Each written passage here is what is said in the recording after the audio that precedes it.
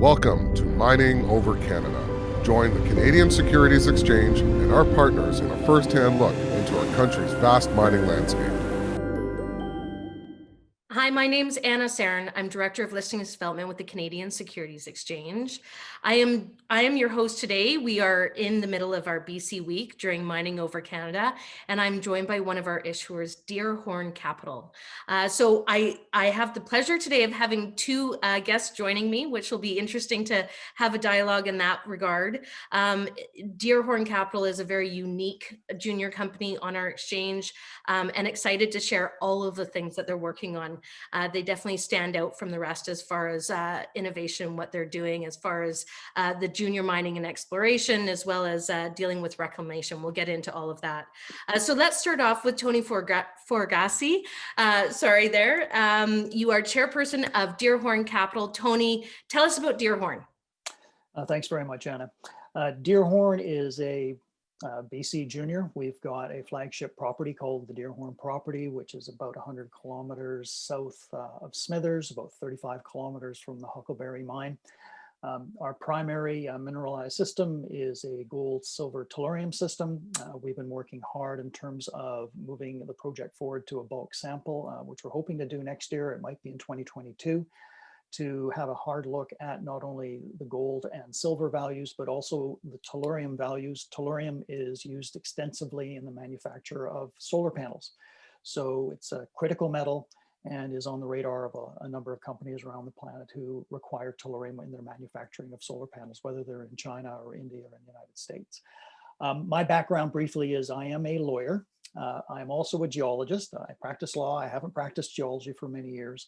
But I got involved with Deerhorn through its president, Tyrone Doherty, who I went to high school with. And because of my knowledge in terms of governance and working with public companies, I joined the Deerhorn board when it was recapitalized back in 2009. And since then, we've been working on developing this gold, silver, tellurium asset.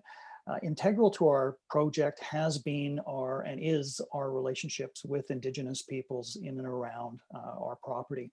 There are 4 First Nations that we consult with.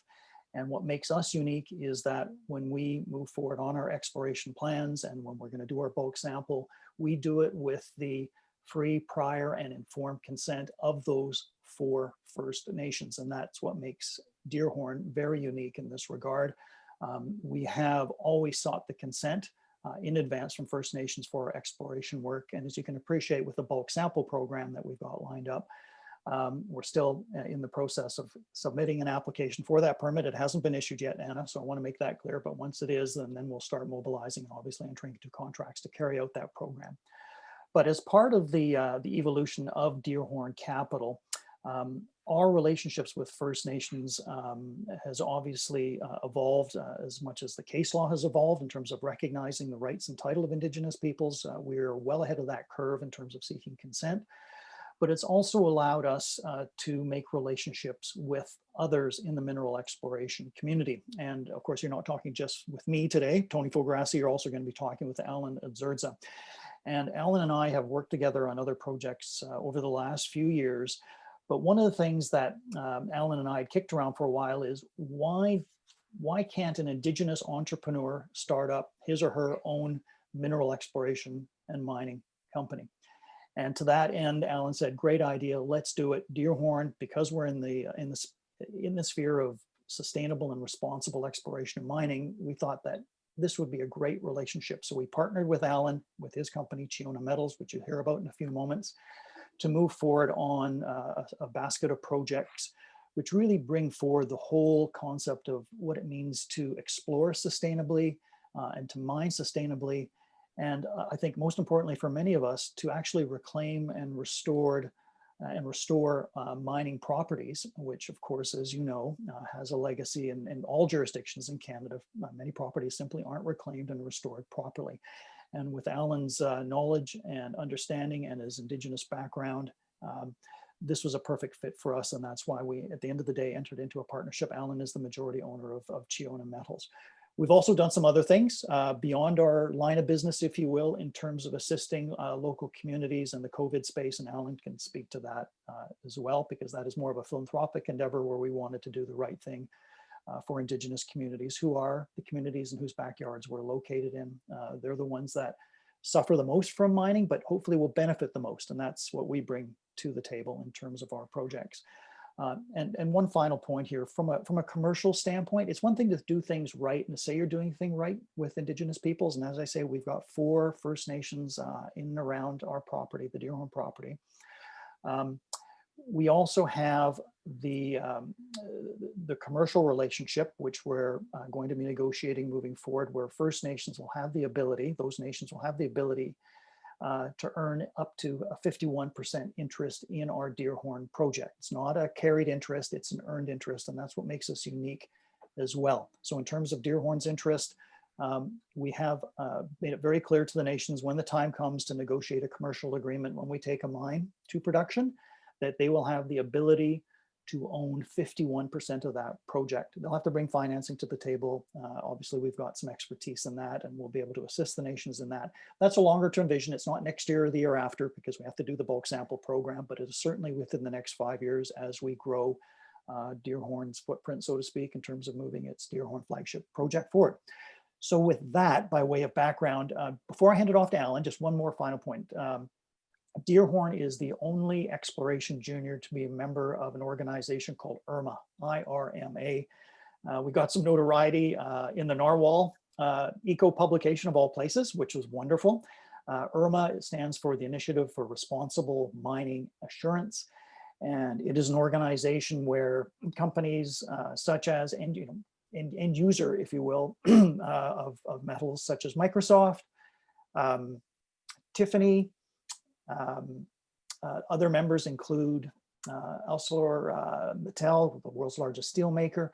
They all adhere to the IRMA mining certification standard. Even though we're not mining at the Deerhorn property, we were accepted into the IRMA membership because we're going to be running a bulk sample. And really at the end of the day, it's not just about mining, it's how you get to become a mine. And what does that mean? It means you have to deal and work with and obtain the consent from the Indigenous peoples and where you're carrying out your exploration program.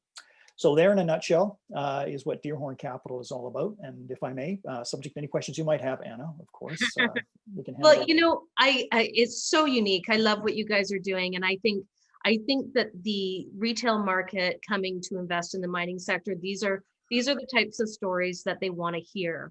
And I had a wonderful interview with Rick Rule recently, which will be posted either just before this or just after. But he says, you know, we coined the term wrong with corporate social responsibility or CSR. It should be corporate social opportunity.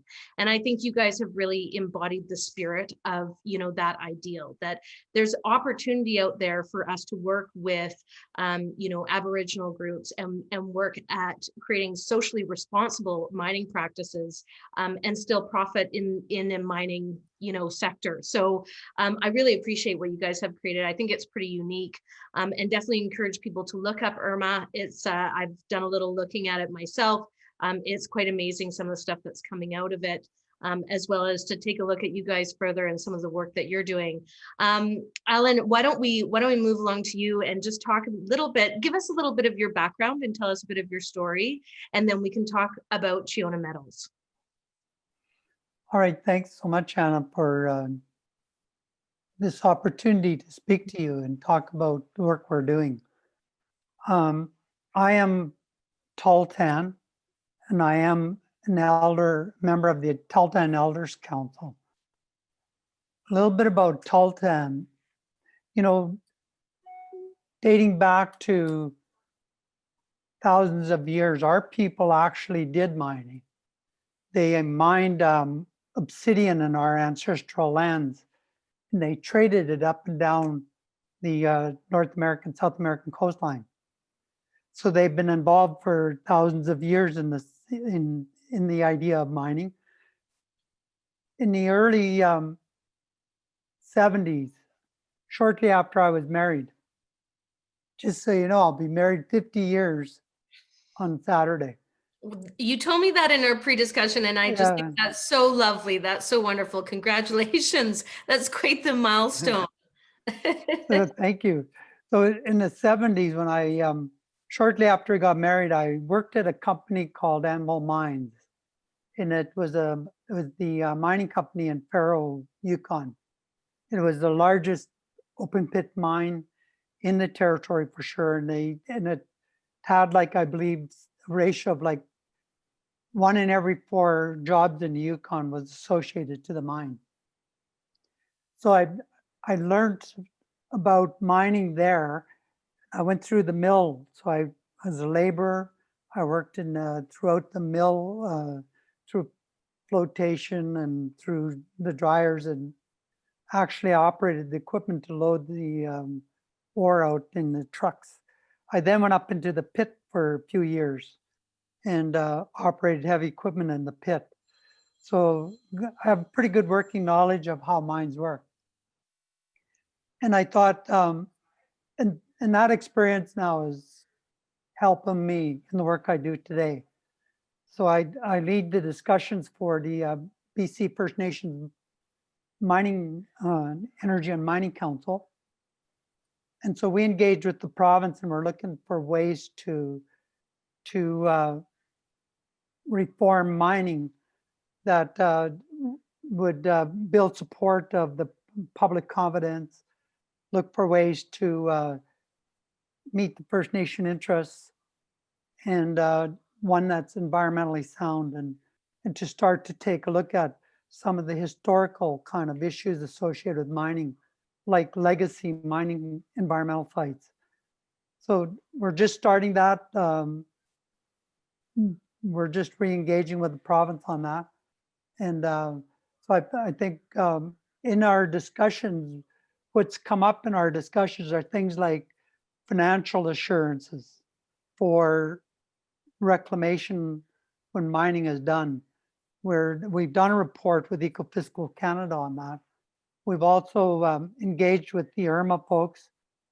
We've met with several of the major end users of the minerals. And we've also, started to take a look at how might mining be changed to be compliant with the UN declaration. And so it's to that end, we're just started a project to look at how might you implement free, prior, informed consent at the community level. So that's the kind of work we were doing. And it really highlights to me personally some of the challenges around mining and how do you do it in a different way that is environmentally responsible, considers climate change, and one that all community in British Columbia can support. That's amazing. I'll let either one of you answer this question just for our viewers out there who might not understand all of the processes or stages in mining. There's obviously grassroots, exploration, mining, and then there's reclamation. Do one of you feel comfortable just answering or speaking high level, what is reclamation in the life of a mine?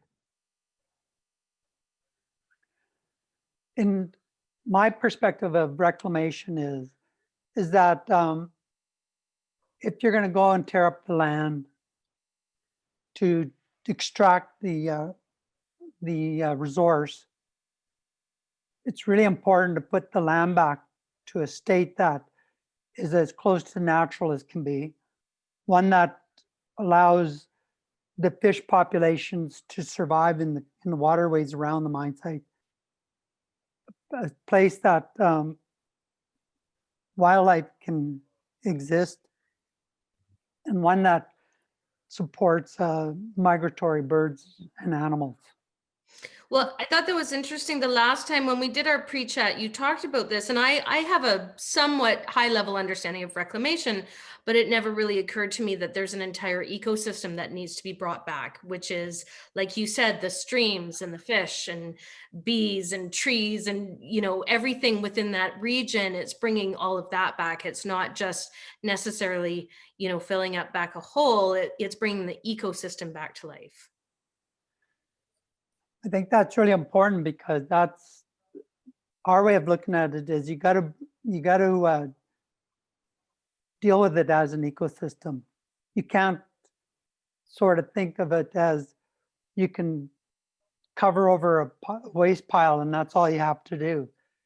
There's that whole interconnectedness idea that wildlife, the fish population, the bird populations view that like if it's not reclaimed properly, those animals that come into the area could very well become sick, and those kind of illnesses pass on from generation to generation of their species. So, you know, what governments typically do is they're looking for, in my view, it's been a minimal kind of approach to it. And, you know, it's make it look good might be good enough. That's not how I view it.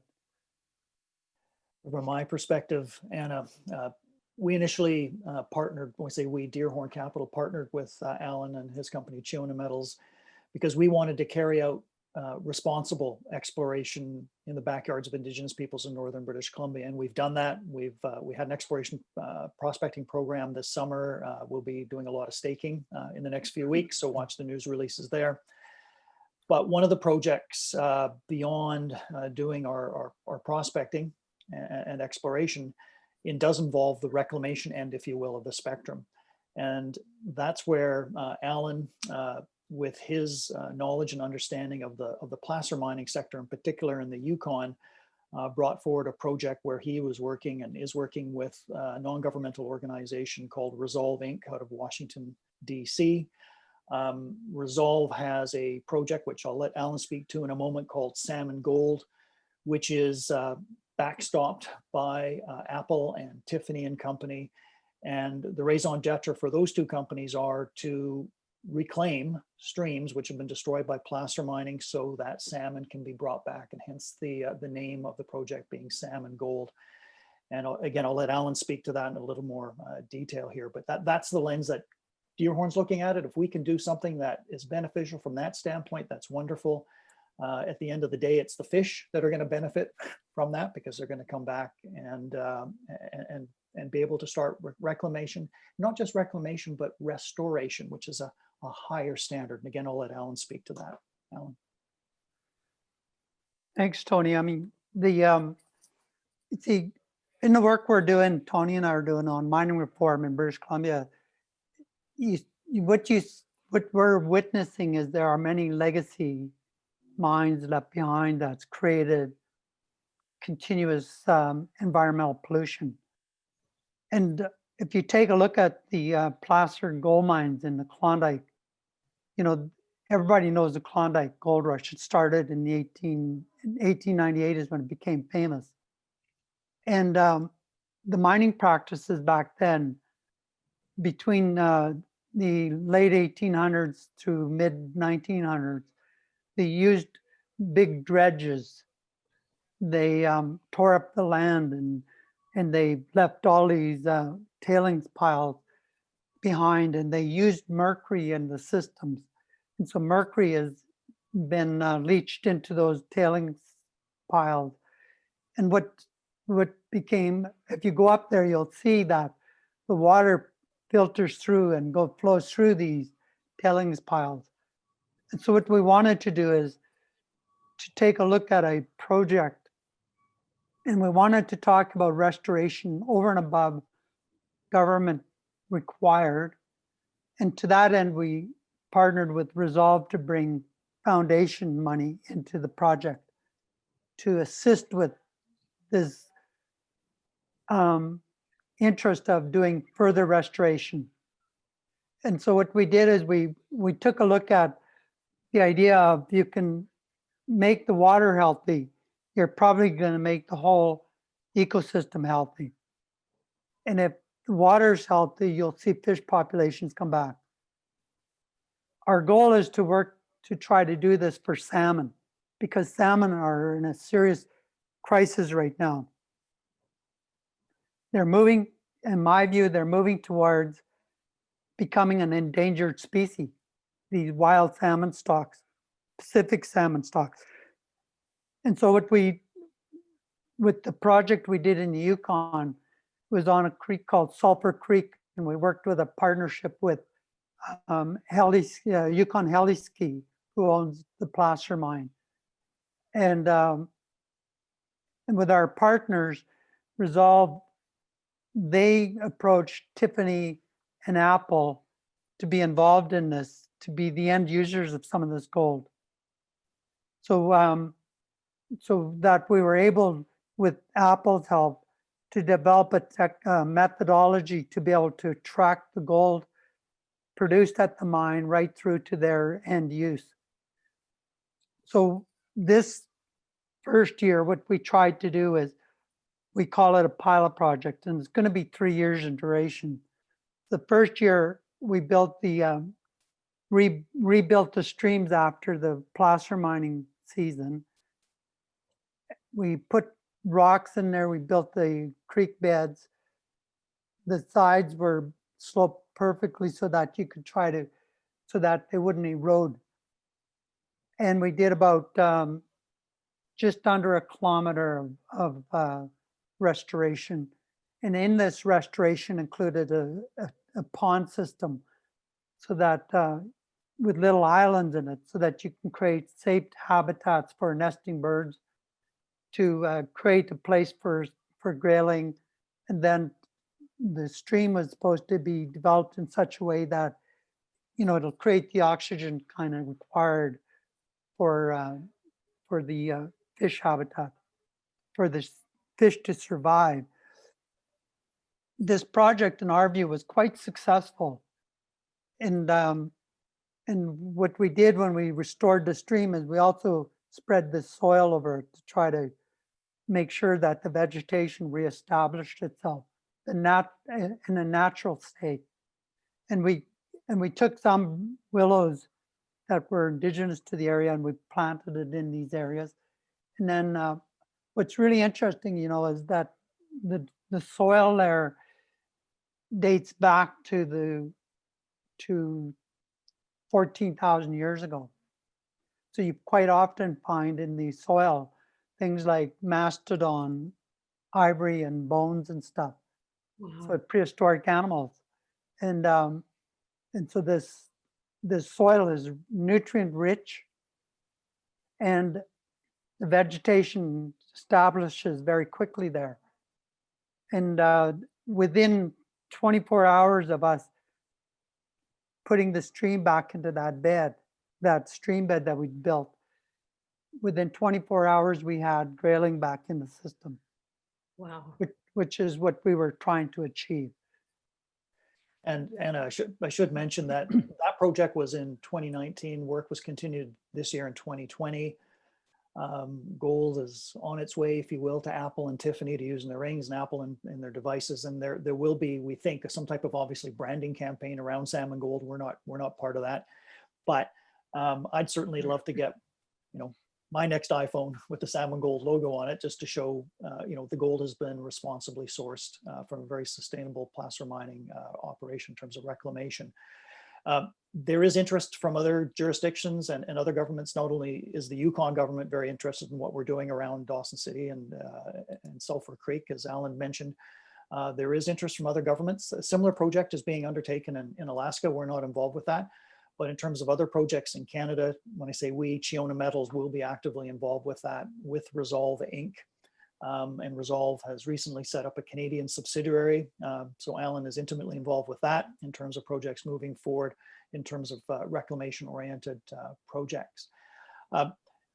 In terms of the, you know, we're looking at one end in terms of the reclamation being at the far end of the spectrum, Anna. One has to look at the front end in terms of what we were doing with Alan this year in terms of Chiona and getting out and planning an exploration and prospecting program. Because most companies will get out onto the land, into the backyards of Indigenous peoples, and they'll find some acreage that looks wonderful. They'll get onto their computer. In British Columbia, it's done online. Staking is done online. And they'll stake. And it might be months or years before the local communities, whether they're Indigenous or non-Indigenous, will find out, geez, there's been 1,000, 2,000, 5,000, 10,000 hectares of lands that have been staked.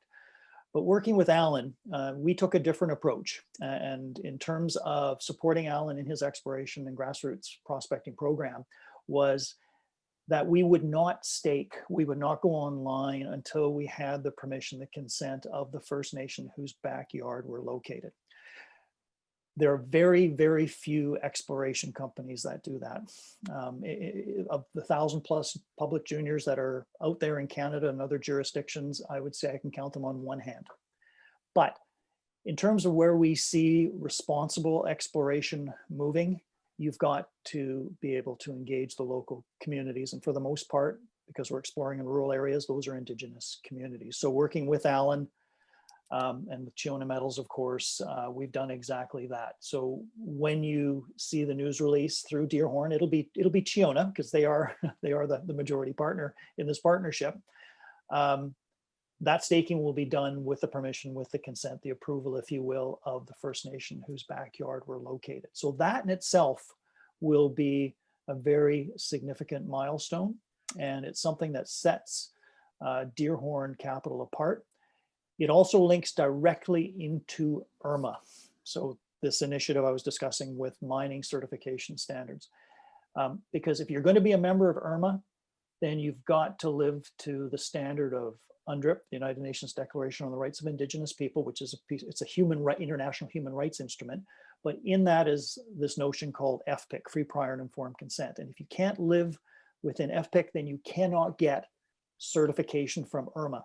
And IRMA, to be clear here, Anna, IRMA is the leading mine certification standard in the world. And as I'd mentioned, Microsoft, ArcelorMittal, BMW, a number of other companies are members and adherents to the IRMA standard. They demand that their metals are responsibly sourced.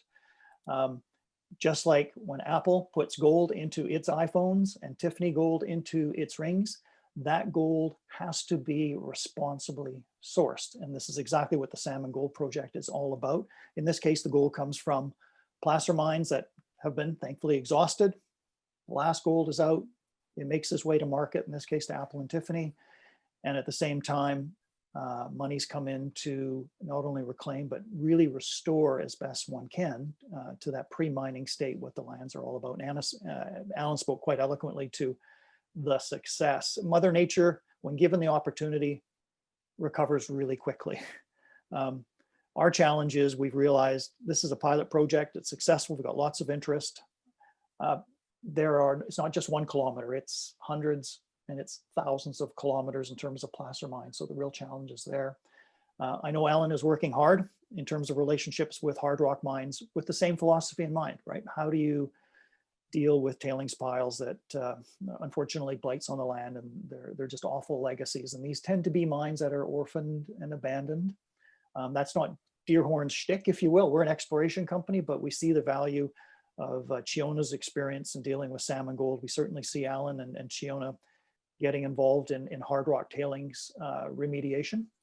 There's a lot of really cool technology out there, and a lot of great ideas, because everybody wants, again, sustainably mined, responsibly mined metals. And to, even as a geologist, I'm amazed at how many tailings piles out there now have the potential to be remined, right?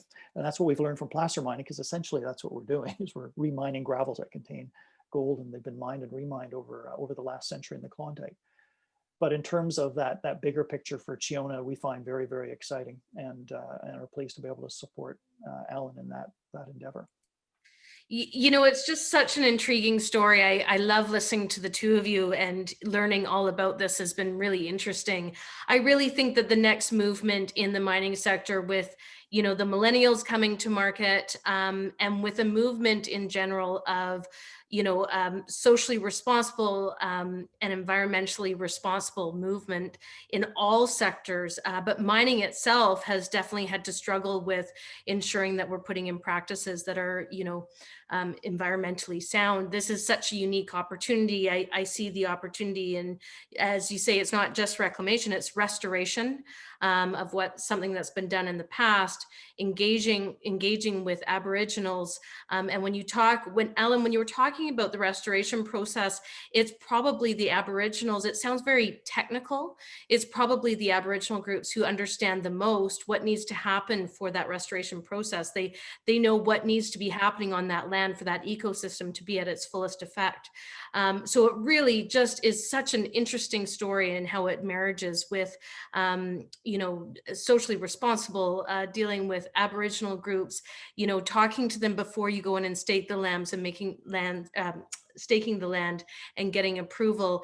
It really is this beautiful marriage of bringing all the things together that I think the retail market and I think stakeholders in the mining sector, they all want. So I hope people take the opportunity to take a look at what you're doing, because it really does speak to what can be done, even if it's an element or a portion of a company, whether it's junior or producer, to implement this type of strategy. I think will be incredibly important to the retail sector. I also wonder if this will be a real opportunity for institutions and fund managers to come in a little bit further, because they have social responsibility mandates within a lot of their platforms. So it might really kind of engage some of the bigger institutions in some of these smaller mining companies, just based on the fact that they have these mandates that they have to abide by. So it might hopefully bring in some of the bigger investors into stuff like this, because this does seem like, as you said, it's a kind of in its initial stages and is going to require some capital to move forward. So I wish you guys all the best for this. I do want to touch on another thing before we go, because I think it's relevant to the times that we live in today. We're obviously having this discussion during 2020. We've all been living in a global pandemic for, what's approaching a year, if you can believe it or not. And there's some other work that you're doing, Ellen, that I want to touch on, because I think that was really important as well. Do you mind talking about that? I will, but if you don't mind, I'd like to just sort of do a real quick summary of some of the stuff we're doing in Dawson first. Yes. So what I wanted to do is make sure that the message is clear that the historical mine sites are where we focused on first, so that today's mining is remining those sites, and it's restoring both the disturbed land from this project plus what was disturbed 50 to 100 years ago. Second thing is that we did reach out to the First Nation, the Klondike First Nation located in Dawson City, and we asked for their consent to do this project. And what they told us is that they would like to have us consider the idea of things like planting traditional kind of plants that they use for medicine, or for things that they gather, like what they would call their tea, and their berries. The other thing is that it was a ecosystem type restoration that could be replicated in the Klondike goldfields. And to think of it as interconnected. It wasn't just the land we were storing, but making sure that migratory birds, migratory animals, the local animals had a place where that the habitat was what was historically there to start with. I think then moving to Chiona Metals and what we did this summer over and above this restoration project, I want to try to speak to it as an Indigenous person. Our ancestral lands in the north are very large. Tahltan traditional lands are about 100, they're about 95,000 square miles. So this is huge. The Casca Nation next door to us, they're like 95,000 square miles. So when you put 3 First Nations together in the north, you're talking 25% of the province of British Columbia. So I think of it like this. that's our backyard. This is our homeland. And I take the view that if somebody wants to come in there into my backyard, poke around looking for valuables, it's just good, just polite to go and talk to them first. You know, so that's, I want to demonstrate that. So we went and met with a First Nation who we were looking to go into their territory. We got their permission to do that. So we went in and what we did is we made sure that one of their members came with us so they could see where we were at. They could see the kind of impact we're having on the land. And they could also see the potential, like going forward if we found something. When we found promising signs and pretty good assay results, we then went back and we asked the First Nation if we would be able to stake the land, and we asked for their support to do that. They've agreed to do that. And we're taking a look at this project from a variety of perspectives. One is that we want them involved all the way through so that it becomes a learning process for them, so that they can have people work with us to learn about the industry. We also want to take a look at this project in a way to say, are the strategic metals that are in there such that you could look at mining through a different kind of lens? In other words, can you actually mine it without having to build 100 miles of road? Can you do it in a way that the impact on the land itself is minimal? And I think that you know, that's kind of the lens I'm looking through when I go forward. If it proves to be something that is mineable, then I want to make sure that the First Nation has equity in the project. And I want them to be involved in the decision making so that they're part of the decision process. Should we build a road? Should we build an airport? Those kinds of decisions should be done with them sitting at the table as full players. And so I think the thought that I have as an Indigenous person, it's only polite to ask permission to come into one's yard and start poking around. And it's only polite to ask their support if you're going to talk about doing any kind of development, and to make sure they benefit from it and become shared decision makers in the process. So that's the kind of approach we took this summer. And I think so far it's proved that you can do that. That's beautifully said, Ellen. Thank you so much for actually going back and kind of explaining it from start to finish. And I think that is a big takeaway for anyone who takes the opportunity to watch this interview. That was very, very well said. Thank you. And I encourage people to explore when they're looking at companies to ensure that they're having those relationships or working towards building those relationships, you know, when they're in people's backyards. I also want to touch on, Ellen, some of the work that you've done throughout this pandemic. Can you tell us what you've been working on? Sure, I appreciate the opportunity to do that. So some of the investors that I got involved with Chiona Metals through Deerhorn, one of the investors has an import-export type business in the United States. So he also have partners that are in Hong Kong. And so when the pandemic hit, it started, as we know, in China, and it spread through the Asian community, and it was found its way into Europe, and then from Europe and Asia into the US, North America. And so why I'm making this comment is that the Asian communities have been dealing with it longer than North America has. And so China has done a lot of work on developing test kits for antibody antigen in the full-blown PCR kits. And so has South Korea.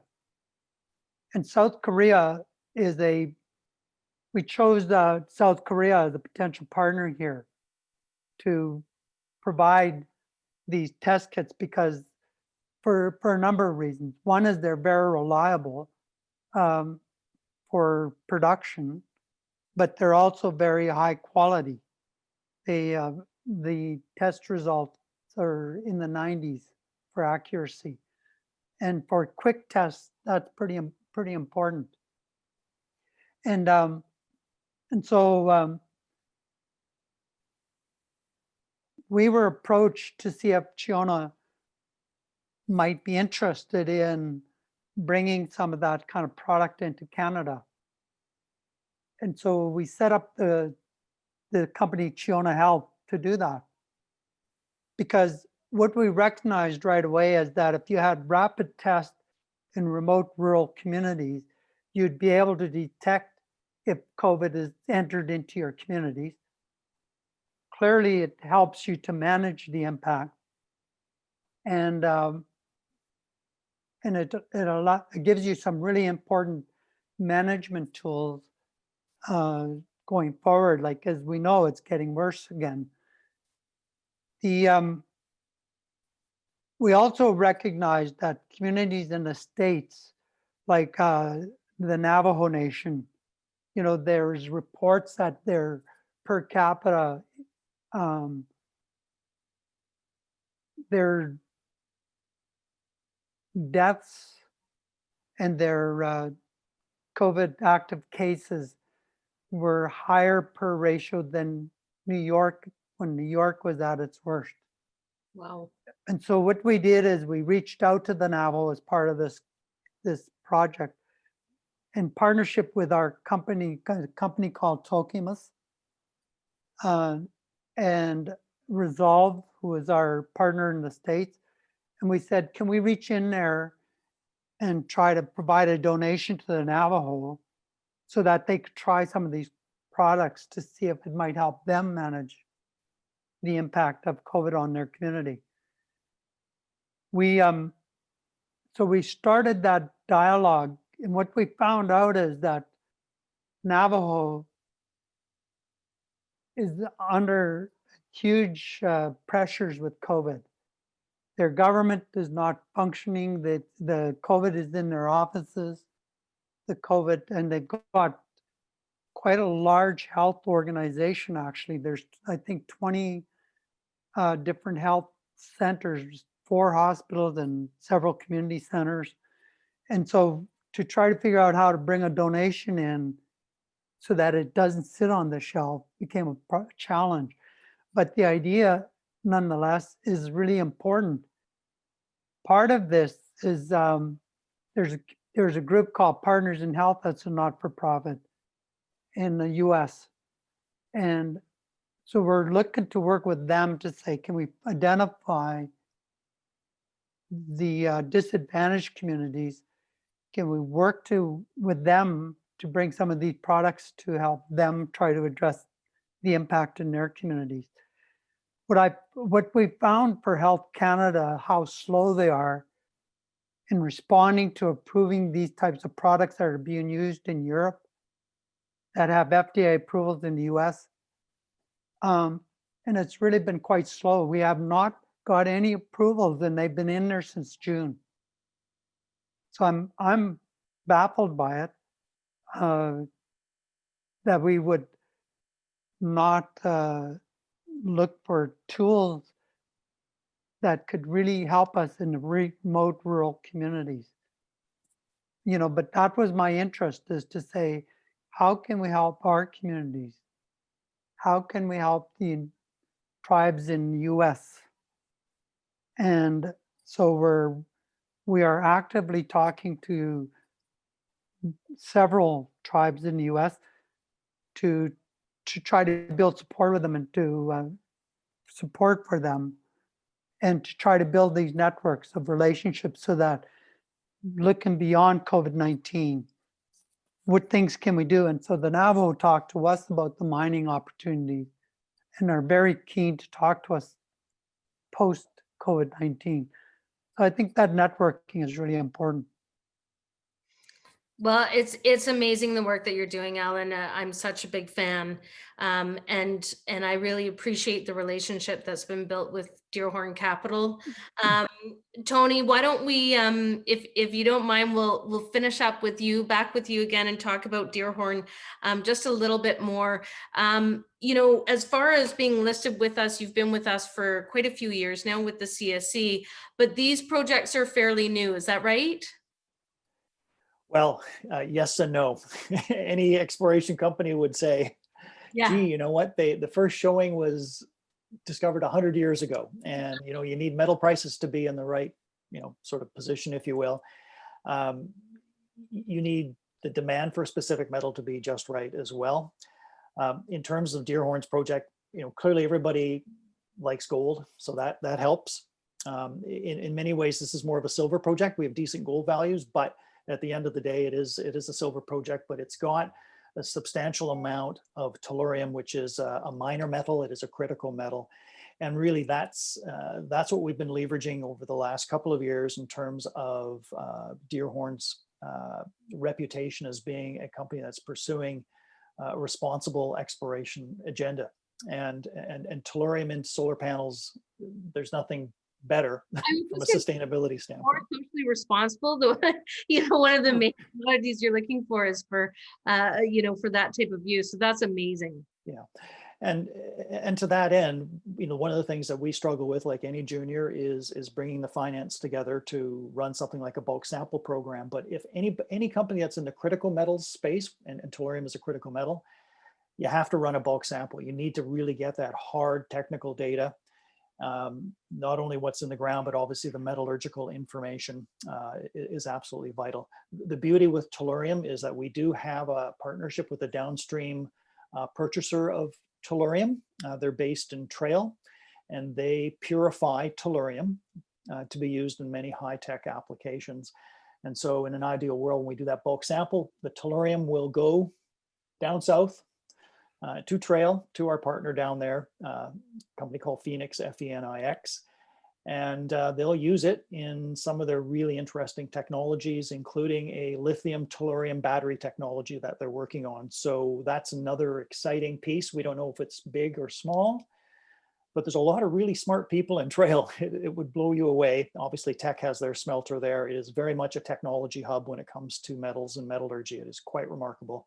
And so we see some real upside from the tellurium. The tellurium, just so you know, Anna, depending on metal prices, it's probably worth about 5% of our deposit. So it's not a major line item, but what it does do is it gets us onto the radar of those who are interested in critical metals and obviously sustainable, we call climate smart metals. And, you know, this is organizations like the World Bank are into, of course, climate smart, because we're going to need metals forever and a day. The whole new gig economy, anything to do with renewable power generation is going to require a whole suite of critical metals. Tellurium is one of dozens. And we're hoping, obviously, to maximize the value and the cachet that comes out of tellurium. So next time you decide to buy solar panels, put them on your garage roof, make sure it's got tellurium in it. That's amazing. Tony, if people want to learn more about Deerhorn Capital, excuse me, where should they look to?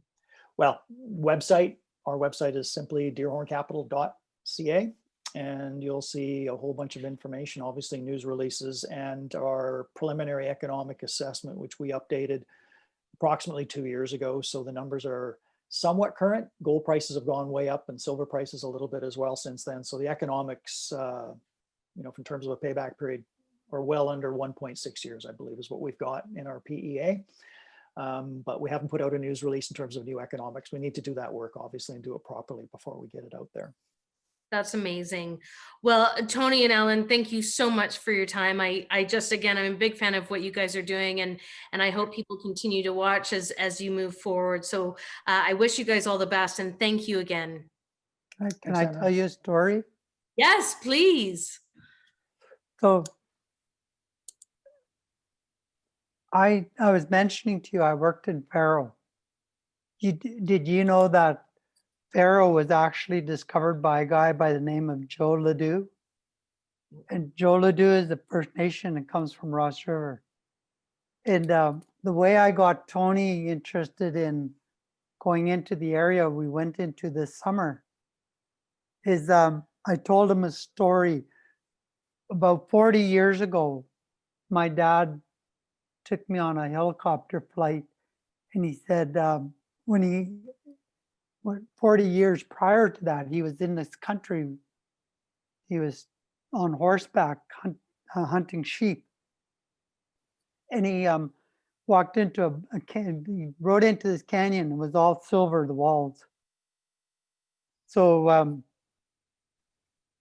40 years from the time he saw it, when he went back, the whole area has grown up. Like the trees are different, you know, and so anyways, we went in there this summer with that story in mind, and we were looking for that canyon.